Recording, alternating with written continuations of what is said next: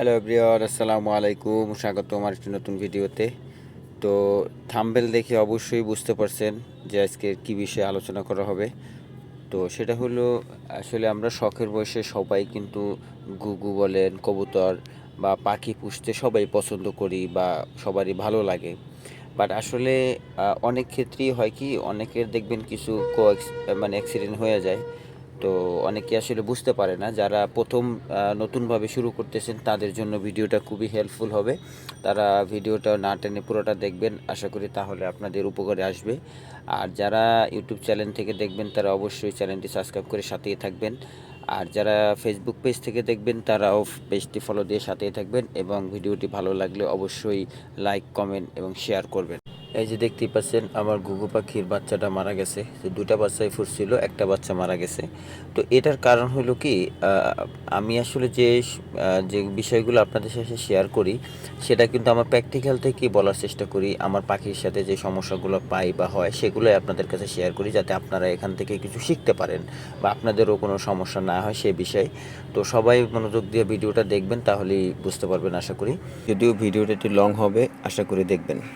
তো এখানে কিছু কিছু কারণে পাখিগুলো মারা যেতে পারে। সেটা হচ্ছে, প্রথম যে কারণটা হতে পারে সেটা হলো, দেখা যায় কি দুটা বাচ্চাকেই যদি ঠিকঠাকভাবে না খাওয়ায় তাহলে কিন্তু বাচ্চা মারা যেতে পারে। দেখা যায় কি, অনেক সময় একটা বাচ্চা ঠিকঠাক খাচ্ছে, ওটাই বড় হচ্ছে, আর একটা বাচ্চা ঠিকঠাকভাবে খেতে পারতেছে না বা খাওয়াচ্ছে না, তখন কিন্তু ওই বাচ্চাটা আস্তে আস্তে মারা যাবে। তো এটা একটু আপনারা খেয়াল রাখবেন। যদি এরকম হয়, সেক্ষেত্রে আপনার যে বাচ্চাটা ছোট আছে ওটাকে আর একটু আপনারা একটু খাওয়ানোর চেষ্টা করবেন, তাহলেই হবে।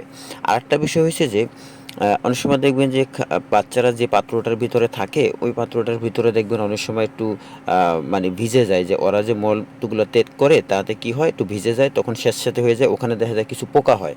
যদি এরকম পোকাগুলো হয়, সেক্ষেত্রে কিন্তু পোকাতে কিন্তু বাচ্চারা কিন্তু কামড় দিয়ে মারে ফেলতে পারে। তো এটাও একটা কারণে মারা যেতে পারে। আরেকটা যে বিষয় হয়েছে, সেটা হলো, যখন বাচ্চা ছোট থাকে, ডিম থেকে ফুটে মাত্র, তখন কিন্তু ওরা খুবই ছোট থাকে। তখন দেখা যায় কি, মা পাখিটা বা বাবা পাখিরা যখন আইসা বসে বা ওদের খাওয়ানোর চেষ্টা করে, অনেক সময় কি হয়, মানে পায়ের পাড়াতেও কিন্তু অনেক সময় বাচ্চা মারা যায়।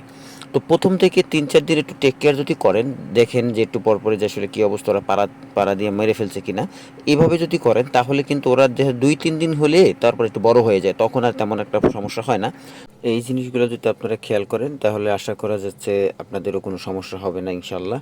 তো সবাই ভালো থাকবেন, আর ভিডিওটি ভালো লাগলে অবশ্যই লাইক, কমেন্ট, শেয়ার করবেন। আর কোনো প্রশ্ন থাকলে অবশ্যই কমেন্টে জানাবেন, আমি অ্যান্সার দেওয়ার চেষ্টা করব। তো সবাই ভালো থাকবেন, দেখা হবে নতুন কোনো ভিডিওতে। ততক্ষণ সুস্থ থাকবেন। আসসালামু আলাইকুম।